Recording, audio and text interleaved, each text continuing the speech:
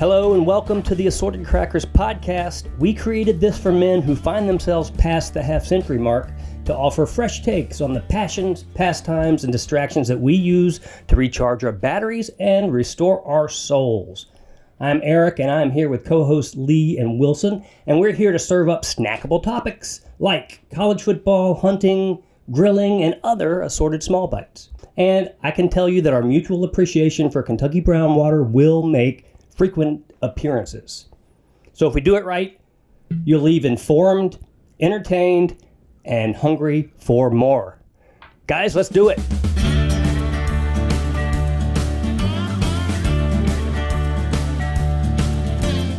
So guys, what's next on the agenda? Let's talk about something fun. Something fun. What do you have in mind? I mean, we're right smack dab in the middle of the Olympics. Yeah. Depending on when this goes out, it may be wrapping up. But yes, it is Olympic season, and I'm feeling very Olympian. I mean, there's been so many things that get me excited, but I have enjoyed the whole spirit of cheering on somebody swimming because I know how hard swimming is. Wilson? We all do. And you guys have swimming families. We do. The thing I love about it, many of these sports, most of the sports that we get to watch really don't get any attention other than in Olympic years. It's true. Right? And you've got these elite athletes doing amazing things, and they make it look so easy. You know, you're sitting there in front of the TV going, I could do that. Of course you can't, but they make it look so easy you think you can. So what is a sport, an Olympic sport, that you are convinced that with a little time to train and a little motivation, you could compete in? You were talking about one earlier, Wilson. What, skeet shooting? Yeah. I love to hunt, so I would definitely try to do that one. Maybe handball. Not for me. I think I want to be a sideline reporter while you're skeet shooting. You do have the finesse for that, though. I wonder what it's like to be a sideline reporter at a skeet shooting event anyway. And he missed it. I think it'd be much more fun to sit around and talk about, wow, look at his form. Do you see how focused he is? Oh, my gosh. That Barton guy has got it. He's feeling it. Look at his eyes today. He's not going to miss. I think you'd be a better coach. I'm ready to go now. What about you, Lee? What's your sport? Oh, man. My sport, because I've run before and I'm not fast. So I don't think I could do track and field. I think the discus or the shot put. Really? Throwing stuff? Yeah. I've seen you throw the fetching toy to Sally, and yes. I'm starting to think that you're onto something. I might be. Practice. Sally will, the problem is that Sally, if I threw the shot put, she'd still try to pick it up and bring it back to me. It'd be a good way to get her jaws stronger. Yeah, she would be tired for sure. So I really, one morning I turned on I think it was last Saturday, and it was women's mountain biking. And you guys may know, I ride a mountain bike. Right. And, around here, mountain biking really isn't mountain biking because it's pretty much trail riding, everything's flat. But the women's event was amazing. Like, really, they built an incredible course. And I learned, so there was a lady who won silver for the U.S., and it was our first medal in mountain biking since like 2008, which is crazy because the sport of mountain biking was invented in USA. So we should be dominating it. Should be. So I for a while there, I was entertaining the thought of, I think I could do that. Like, the course looks exciting. It's got these, what they call rock cliffs where you have to go downhill and you can pass in those areas. And, a lot of uphill. You got to have some climbing gears, but I'm over that. So I've changed my mind. I was watching archery the other day. That would be one. I think I could do archery. I would be fearful of the loose gravel in the mountain biking. Yeah. I mean, you could definitely injure yourself with archery, but you'd have to really screw up. You want to stand behind people. Yeah, for sure. Now, y'all may need to fact check me on this, but I think Gina Davis almost made the Olympic team in archery. I think you're right. That's my record. In like her 40s. Yeah. Wow. Very good. I think we should, for the public out there as we get going, things we say may or may not be true. Please consult someone. Well, we'll always want to go back and fact check. But I definitely remember Gina Davis making a run in archery. Or it may just be right, or it may be wrong, and it'll be okay. Yeah. Well, another one too. We don't have any listeners right now, so That will change. women's rugby. Oh my gosh. That was fun to watch. Have you seen the clip of the catch? Where the girl has her by the side of her shorts and throws her up in the air, and then she catches it overhead, flips backwards, and then flips back. I'm like, really? I'm just telling you, those girls could play fullback or tight end for any football team because they are freaking beasts. They're awesome. Yeah. There was some serious stiff arms. But you saw, I'm sure everybody's seen the clip of when U.S. winning bronze. Yeah. Literally in the last 6 seconds, they were way off on their end of the field. It was almost an impossible. They were down 6. They had to not only score, but score fast. And this girl just went into total beast mode. I wish I knew their names. I feel like we're doing them a disservice just by referring to them as this girl, but you get the point. That was just an amazing moment. Again, that's one of those sports that I don't watch a lot of rugby. But then in the moment, I'm like, maybe I should. This is super entertaining. I think that's the first time I watched rugby. Yeah. Yeah. Well, and they were so much fun to watch, just their personalities. Right. It was exciting to see them so excited to be there to support our wonderful country and how excited they were and what an honor. And they were just having a freaking awesome good time. And I mean, that's got to help them win, you know?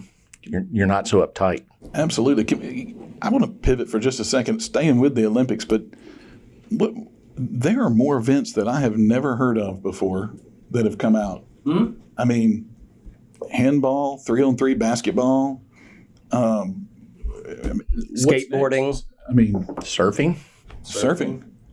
Do they have waves there? I mean, they're in Tahiti. No, they had to move to Tahiti. I mean, I might want to go there. Yeah. Well, I guess that's one of the things you really love about the Olympics. It honors the most ancient traditions of these sports, but it tries to keep current on new and trendy and popular things. Yeah. Snoop Dogg. Freaking Snoop Dogg. I mean, he's made this Olympics so much fun to watch. He's been at every event that I've turned on, just going crazy and being a fan. He's the best part of NBC this year. Yeah. I agree. Because 100%. I've not been pleased with all of that, but at the end of the day, Snoop Dogg brings some levity to the thing, and he is so into it. Well, when he was announcing doing the play-by-play for the badminton, I mean, that was one of the funniest things I've ever seen. And when he and Martha Stewart were wearing their riding gear, I did not. for the equestrian, they're both walking out with the caps and the tails, and I mean, you got to look it up. Well, the thing is, Snoop Dogg has his own persona, his own brand. Right. But an understated part of his brand is he's kind of an athlete. He was a big football player. He was. And so he knows these sports. And there was a scene where he and Michael Phelps got in the pool. I don't know if you saw that. I did not see that. It was great. Phelps was teaching him to streamline, and he had all of his hair pulled up in a giant bun and jammed under a swim cap, and it's wadding out like he's got an alien head or something. And he refused to put his face in the water. That was my favorite part. He was streamlining with his face out of the water. Once they got through and they were getting ready to cut to the end, and he just lays down and he says, "Oh, Michael, this is tough." I don't know how you do it. Which I guess is the point. Like, again, all of these sports are really high level. All these athletes are elite. And it's fun to watch them because they're also, for the most part, amateurs. We've got some professionals, let's be honest. The basketball team is definitely roaring through. Right. But a lot of these, again, these are people who commit just as much time as pro athletes to their sport. They just don't get the airtime. I mean, what about Katie Ledecky? Oh my gosh. Well, speaking of being sync with the breaststroker, they got Nick won the silver in the breaststroke. Anyway, I mean, he's 31 years old. He gets up in the morning and swims, goes to work, does a weight workout at lunch, and then goes back to work and then swims before he goes home. I mean, guys, it's crazy. Hyper-focused, hyper-detailed. Nothing is more important to these guys than their work ethic. I mean, just the amount of hours that they put in blows me away. Oh, it's crazy. So if you're going to be on the trap team in 4 years, you're going to have to get started. Yeah. Wilson, what's going to slow you down and stop you from doing that? Why would you ask that question?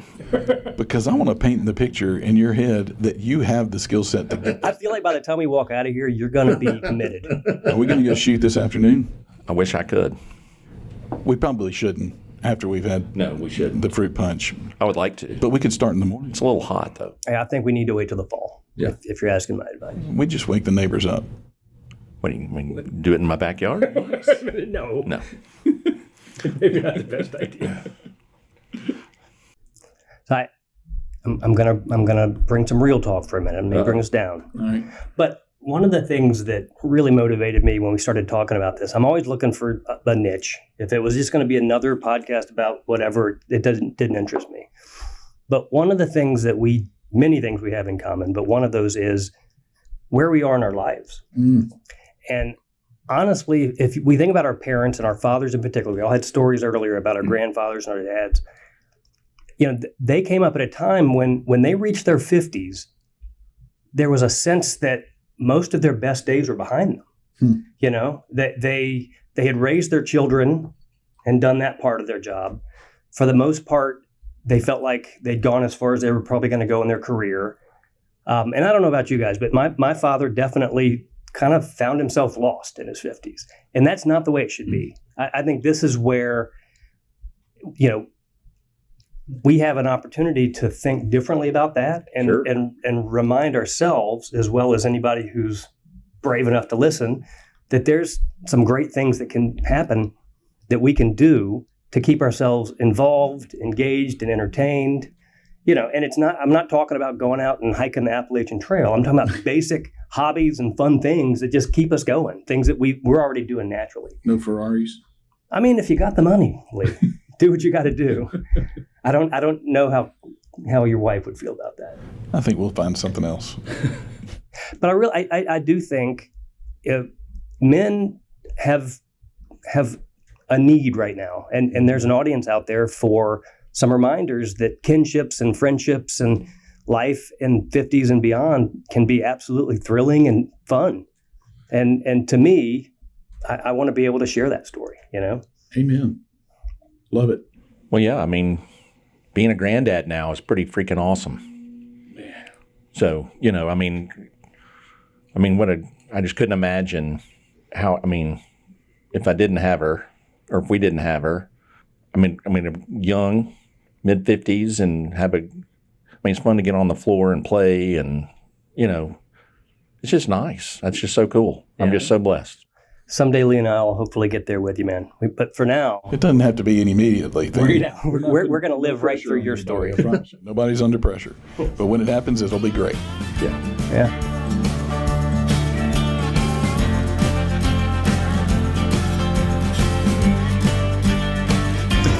I remember when our son was probably 8 or 9, so our daughter would have been 5 or 6. And we did just a weekend-long trip to Louisville. We went to the Louisville Slugger Museum, and we went to Churchill Downs. And on the way out of town, and remember, it was Jim Beam at college. That was kind of what I knew of bourbon. And so I wanted to go to the Jim Beam distillery. And again, I knew very little about how it was made and what the different blends were. But it was the first time I realized that, hey, wait a minute. These places kind of take the same mash bill, and how they age it and how they blend it and how they mix it is what makes different. And how they char the barrel, too. Yeah. It was a cool experience to see how they did. And in fact, that was the first time I had what I consider to be a really good bourbon. What was that? It was Knob Creek. It was nothing particularly special, but it was good. And it was, Jim Beam, and so that's when my eyes opened to. That's better than Jim Beam. Quite a bit. Of course, I think it has a lot more age. Jim Beam, I think, is probably that 4 years, 3 years old, 4 years old range. But the Knob Creek, you can get up there and have 9, 10, 12, 14, 15-year-old juice. Right. So, yeah, I remember trying to convince my wife before we leave town, I want to take our children to a bourbon distillery. Well, that's what's fun, too, though. You look at Jim Beam. They've got Booker's, they've got Knob Creek. And then Buffalo Trace has E.H. Taylor and the Wellers, and I mean, then they all, and Blanton's, they all taste different. Well, they only have like 4 mash bills, right? Yeah. And so you get through with the 4 mash bills, but they have the same mash bill in 6 different bourbons, but where they store it in the warehouse, what the char is in the barrel, those things matter. The different levels, the different warehouses make all the difference in the world. And that's crazy. So, Lee, I know you'd made the suggestion that for every episode we record, you're going to bring in something for us to taste. Absolutely. So if you guys remember back, we've referenced it once already. The first time that we all got together and had bourbon, we were at Wilson's house hanging out. Wilson said, "Look, everybody bring a bottle of something. It has to be less than 100 proof, and we're going to have the wives blind taste it, and we're going to get here and we're going to try to pick out the notes. We're going to try to figure out which one we like the best." And at the end of the day, I had to call Wilson and say, "Hey, I'm like to break the threshold of the 100 proof if I could." So I broke the threshold. I brought the Four Roses Small Batch Select. It was one of at that time, it was one of my favorite bourbons. It's still one of the most value-oriented bourbons I think you can get for the fullness of taste and such. So I have, in honor of that, I have poured us all a taste of the Four Roses Small Batch Select. So one of the things, you pitched that story as if you were doing us a favor. You wanted us to have this experience. I know you well enough to know you were being competitive and you wanted to bring the best bourbon. It had nothing to do with that. Yeah, well, we were all trying to, we had a price standpoint, which fit right in there in that price point. I just went over and proofed by 4. So this is I remember, this is Four Roses Small Batch Select. And this is what you brought that night. This is what I brought. Remember that. Yeah. Okay. I think I remember Susan saying, "Whew, that was hot." Yeah. And it is on the first taste. Cheers, guys. All right, so I know a lot of people when they drink their or taste their bourbon or whatever. It's hot. It's hot after the No, you're good. So why would you add water? If you want to lower the proof, I mean, that's the end of this. It makes it a little easier to drink, and it depends. Sometimes they do that at the distillery. It comes out of the barrel and it might be 130. And then they add water to it to bring it down to whatever. This particular case, they bring it down to 104. Different other bottles, if it's bottle and bond, they bring it down to 100 proof. If it's, a lot of them bring it down to 90. I think the days of the 80 proof bourbons are the bourbons that you want to have that are To make fruit cocktail with? Yeah, maybe, or maybe they're for the college students that are at football games. Is somehow, some way they have filled up a freezer bag and taped it to their stomach. Hypothetically. Hypothetically, to get it in the stadium. You never know. Well, you never know. You probably had it on your date because your date. She had a big purse. She had a big purse or something of that sort because. Or she put it in her boot. They were not going to pat her down. They would pat you down, but they wouldn't do that to her. Well, remember, we were at school before the days of the clear bag rule. And so you picked out a date based on the size of her purse because you can get a couple of pints of bourbon into the stadium. Wait just a second. You picked a date by the size of her purse? Yeah, pretty much. And then you go to the concession stand and you get your Coke and you mix it up. And there you go. So I think many of you know. And I don't want to sound like a goody-goody two-shoes here, but I just love college. What are you talking about? You are Mr. Goody-Goody out of the 3 of us. Well, I think some people would say that I was Hoover from Animal House if you really got down to it. But I didn't drink during the games. I enjoyed the game too much. Now, Wait a minute, Bill Wilson. Correct me if I'm wrong. Correct me if I'm wrong. But after the game was a whole different ballgame. Okay, wait. I want to go back to that. Yeah. You were at Ole Miss. Yes. During one of the most god-awful eras of football. Am I wrong about that? Red Dog. Right? Billy Brewer. Yeah, but we had some. We went to the Gator Bowl and got the snot kicked out of us by Michigan that year. It was 50-3. I feel like having drinks during the game was the only way. As a fan, I was able to get through those games. I'm not judging you. I saw too many. It sounds like you are judging. I am. No, I don't think. I saw too many fraternity brothers get carried out or would not enjoy the evening because I mean, then there was no night game, so they were all at 1 o'clock. You're saying you're a marathon guy. I play the long game. There you go. So, but afterwards, you go to the Grove, you jump in pretty deep, and then when the band hits the Journey House, you were raring to go and not having to sleep it off. So you were dancing by yourself. I would not say that. That's Billy Idol. Oh, that's right. We'll get to the 80s later. No, in many ways, you were ahead of your time. Because that's a smart play. I'm an old soul. That makes a difference. You made reference to guys getting carried out of games. I mean, you're right. There's like sitting in 90-degree Mississippi heat and over drinking is the dumbest thing you could do. We were always the JP game, 11:30. 11:30 kickoff. Late kickoff was 1 o'clock. Oh my gosh. That's because we didn't have lights. I know. That's not. I mean, people don't understand. It's not been that long ago that we had a stadium. We played Memphis. We played Memphis. It seated 47,000. There were no lights. We got lights in like 92. Something. Yeah, our first night game was against Memphis. Yeah. I believe you're right. Goodness. Remember, facts may be checked or not checked. All right, so back to the water. So would you? I mean, if it's a little hot, would you put a drop or two of water in Definitely put a drop of water in here. Small touch of ice. It feels hot. I think Four Roses drinks hot a little bit typically. The recipe, this has got both mash bills in it. Drink it the way you like it. That's the most important thing. But it has a higher rye content. So if if the mash bill's got a little higher rye, you're gonna feel the taste of that. But the Kentucky Hug is strong. It's pretty good here. Yeah.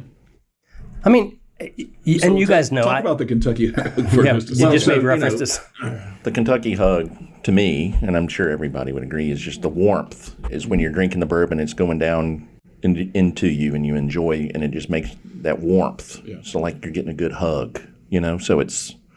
I think I just heard myself smell my glass with my microphone. Yeah, that was you.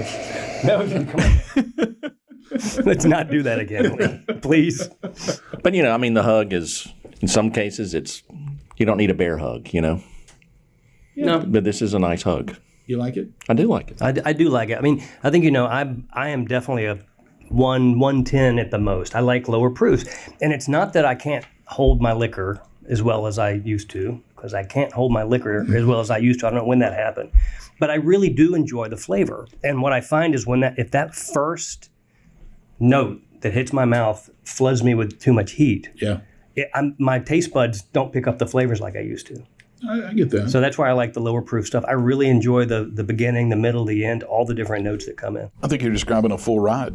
I mean, I think that's the way bourbon should be. It should be a great nose. It should have nice on the front, and then full of different tastes. And in your mouth, you should have that oily feel, the complexity in your mouth. I like to call it a little velvet, where it feels full of mouth. And then I do enjoy a nice hug. I'm laughing at your reference to full of mouth. That's right up your alley. Yeah. We're pushing the envelope, aren't we? You could go there. I wasn't going there. Well, I like for it to have something there, something that you own. No, I really do. I understand. But your second and third taste, what do you think? No, it gets better. It does get better. It really, and you can definitely taste everything. Like it's beyond just the rye, the pepper. So for me, when I do have something that is hot like that, or it starts off, I might start with just a drop and let it hit my mouth, kind of work it around in my mouth, and make sure that it hits all my taste buds. Then I go in for the second taste and I take a little more taste. And that way my mouth is used to whatever it is, the temperature, whatever the flavors are, and you can get more from it because you're not overwhelmed with whatever just happened. You just snapped into the mic is what happened. yes, I did. Do it again. I'm kidding. Oh, he did it again. So you take that back. Yeah, and again, back when we were in school, it was Jim Beam. Yeah. And then if you had a couple Jack extra Black. dollars in your pocket, I was old charter tenure. God, sure you were. I couldn't help it. You're a high roller. Well, Maker's Mark, though. that was when I really wanted it. When I wanted to splurge, that was the big move.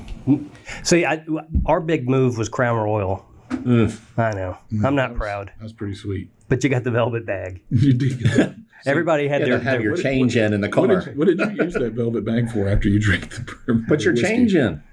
One of my fraternity brothers. Cool. Did you hang it from your mirror? No. Okay. One of my fraternity brothers' girlfriend made a quilt out of a bunch of Crown Royal badges. Did he have a problem? That's soft. Yeah, he did, actually. But he had a cool quilt, so it was okay. Was that her way of saying I love you? I guess. I don't know. That's kind of weird. It looked great. I was jealous, to be quite honest about it. I get it. So we were talking about how bad Ole Miss football was back in our day. Oof. Fast forward to now. It's like it's August. We play our Freaking first excited. game Easy, this month. easy. It is so close. I mean, Hey, I don't just know. Had some Kool-Aid. Let's start talking It's about it. time to drink some Kool-Aid. I mean, it really is. This is uncomfortable. Uncomfortable how high the expectations are. I know. I mean, they've let us down over the years, and I'm not trying to be mean, but No, we've all had those heartbreaking moments. You were at the game. Was it the 4th and 26 game with Arkansas? You were there in the stands. Yes. Oh my gosh. Threw the ball back over his head, and then they get the first down and we lose in double overtime. I mean, So yeah, you have a right to put up your guard, despite the fact that there are people who have us predicted to win 10 and some even see us winning 11 regular season games. So what's it going to be like? Do we want to put it out there now? I don't know. Don't be afraid. We're only recording it for the world. I mean, on paper, we're as talented as a team as we've ever been. Sure. And the home schedule, or the entire schedule, is very favorable for us to do 10, 11 wins. I mean, we get Oklahoma at home, we get Georgia at home. Kool-Aid, pass it. I think, are we playing Kentucky at home? We're playing Kentucky at home. But we have to go to Florida. We have to go to South Carolina. We have to go to Wake Forest. You're missing an important two right now. I think we have to go to Baton Rouge, don't we? Yes, we do have to go to Yeah, that's kind of a big one. LSU doesn't scare me, though. Home. That's what I'm talking about. Pass the Kool-Aid for Wilson, Barton. Good gosh. Man. Good Throw it down, baby. Well, that's just one of those rivalries that, I mean, Alabama, I just don't expect to win that game, right? I mean, Hey, I got good news for you. we don't play them. We don't play Alabama. No, but Georgia, Oklahoma doesn't scare me right now, but maybe, I mean, this is early. You've got a limiting belief with Alabama because of your family history. Well, Your dad told you over and over again, you'll never beat Alabama. And you are still believing that. Well- We will beat Alabama in the national championship. Oh, are you going straight to the friggin' championship game? I mean, so Wilson, you're saying 11 games, Well, 11 wins in the regular season? I mean, it's definitely possible. But I know it's possible, but you got to go on record right now. Oh, why are you putting that pressure on Because me? that's what we're here to do. wow. Damn. Let's don't fight. We're not fighting. No, but I'm just You're making him nervous. Do you need a Kentucky hug, Lee? Well, yes, I do. But I think I would say 10-2. Okay. Who are we going to lose to? I say Georgia, That's easy. and I think I mean, playing in Baton Rouge, is that a night game? Do we know? It's probably not announced yet. No, they don't want to give us any night games. But I would say, I mean that's always a hard game. But I mean, I could see us losing at Florida or something like that. To where, I mean, you've got a road game. It's never easy, and you can look at our SEC schedule and you'd say that it's an easier schedule, but it's still an SEC schedule, and you've got to play. Do we play Oklahoma? Yes, at home. At home. Yeah. I mean, so here's I mean, but Lane Kiffin has a unbelievable record at home. Yeah. I mean, so I think in the crowd support, I mean, it's always electric in Oxford. Okay, so let's go on and challenge the crowd right now. It's time to play, guys. It is. You need to show up and show out every single game. Wait, are you going to show up every single game? I'm asking the crowd. I can't make it, but can you please take my I'm a seat? little old. I don't like being in crowds like It's that. hot. I kind of like the TV. No, it's totally fair. Like, one of the things that Kiffin has brought to Ole Miss is legitimate home field advantage. Yeah. Our record at home is no joke. Yeah. And And again, we didn't have that as undergrads. We did not have that. so what about you? We're going to put you on the spot now. What's our record? I'm kind of right there with 10-2, which would sort of be a match from last season. Georgia, I mean, you'd have to pull off a lot of perfect plays to make that happen, and they're just deep. They're tough. They're too deep. They're too tough. I'm not going to tell you The our last second time they loss did is play in gonna Oxford, Oh, well, they didn't score a point. I'm just saying that. That was a different Georgia team. I don't care. I like it. But here's the thing Let's about man up. given our history. So you were there for the Arkansas 4th and 26 play you described, like the heartbreak. Like that team beat Alabama and could have gone to the SEC championship were it not for that game. That's right. I was there. My heartbreaking moment. LSU game. Auburn. Laquan Treadwell. Oh, when he broke his. He broke his tibia literally 2 yards from the goal line. Again, we beat Alabama that year. Yeah. If that score counts, we win that game, we go to the SEC championship. But see, there's so many good memories. I mean, like we had Alabama, Shea Hodge. You remember that game when he got pushed out of bounds and they called it? What year was that? I mean, we were going in to score. Back to my prediction. We're going to lose our second game. It's not going to be to somebody we expect. That's the history, right? Somebody who we ought to I think beat. we're past that. I want to believe I don't think we're playing to the same level of everybody. Okay. So you put us in the title game against Alabama? Yeah, Was that what you maybe said? it was this juice talking. I don't know. So what's realistic? You got time to kind of collect yourself. I mean, It's August. I fully believe we Wilson got 10 sweating wins. over here. I think we have 10 wins. Freaking hot in here. I do think we have 10 wins. I 100% believe that. Yeah. But again, I have to say it's hard to put all of your hopes and dreams in to 18, 19, 20-year-old men. There's so many other factors that get involved in the game. I'm not going there. One day you'll catch me. I'll talk about the referees or something like that. But I'm not going there right now. But I do remember those games where missed field goal, missed something other. I mean, that 1992 game against Alabama when we hurt both of their first and second string quarterbacks, knocked them out of the game. Cassius Ware and Dwayne Dodson were just beasts. Yeah. And they were going bananas, just wearing them out. And then they brought in David Palmer, the wide receiver. And it was the first time that anybody had really, I think, had done the true Wildcat because it was David Palmer left, David Palmer right, David Palmer left. We lost 7-6 or something like that. I don't remember the exact score, but it was something heartbreaking like that. Facts will be checked. Yeah, maybe true, may not be true. Whatever, it was still heartbreaking. Guys, that is probably all that we're going to have time for today on this episode, but I really did enjoy it. I hope you did as well, and I hope our listeners did. Listen, do you out there have your own bourbon origin story that you want to tell? Or maybe there's a hobby that you enjoy that you'd like us to cover on a future episode. You can email us at 3assortedcrackers, that's the number 3 assortedcrackers @gmail.com. You can also follow us wherever you get your podcasts. I hope you do. And if you want to learn a little bit more about Assorted Crackers, our Instagram page is at 3assortedcrackers. Again, the number 3 Assorted Crackers.